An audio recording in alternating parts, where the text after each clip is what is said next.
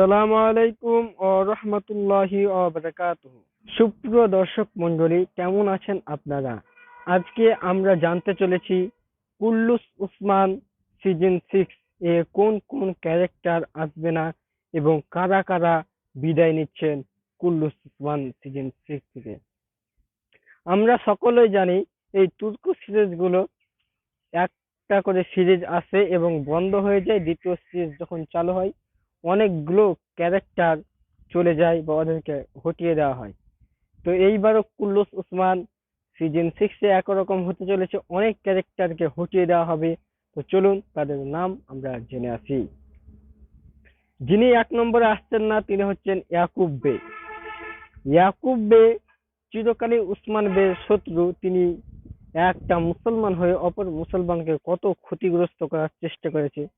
এটি একটি ভালো নিউজ কি ইয়াকুব বে আর আসবে না, এবং ইয়াকুব বে যে আসবে না আপনাদের কাছে কেমন লেগেছে অবশ্যই কমেন্টে বলবেন। তারপর 2 নম্বরে যে তিনি হচ্ছেন কারাসি বে।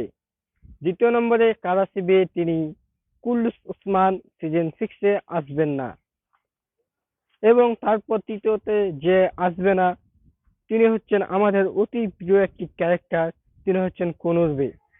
কনুর বে কুল্লুস উসমান সিজন 6 আসছেন না এবং কি তিনি আসবেও না।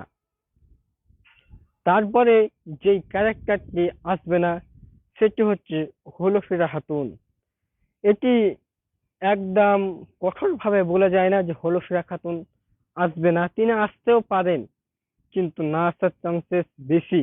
কেননা ডাইরেক্টর মোস্তাক আহমেদের সাথে এখনো হলফিরা খাতুনের কোনো চুক্তি হয়নি।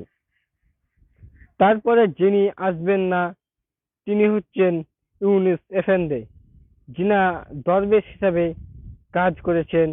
তিনি অনেক ভালো ভালো পারফরমেন্স করেছেন সিজন 5 কিন্তু এবার কিন্তু তিনি আর আসবেন না এই সিজন 6 তো এখন আরেকজন আসবেন না, তিনি হচ্ছেন ইয়াকুব বের ছেলে মেহমেদ বে।